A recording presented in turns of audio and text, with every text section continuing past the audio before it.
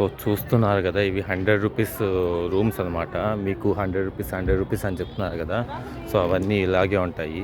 మీరు ఛార్జింగ్ పెట్టుకోవడానికి వాటికి వీటికి దేనికి కొంచెం కూడా ఛాన్స్ ఉండదు. ఎందుకంటే మొత్తం బయటికే వెళ్ళి స్నానాలు చేయాలి, అంతా వాష్రూమ్స్ అంతా బయటే ఉంటాయి. ఇవి వచ్చేసి 100 రూపీస్ బెడ్స్ అనమాట.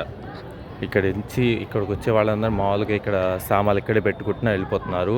వచ్చేంతవరకు సామాన్లు ఉంటాయా లేదా అనేది కూడా పెద్ద క్లారిటీ అయితే లేదనమాట. ఇది మనం సంగళ్ళే రూట్లో స్టార్టింగ్లోనే ఉంటుంది ఈ 100 రూపీస్ బెడ్ అనేది.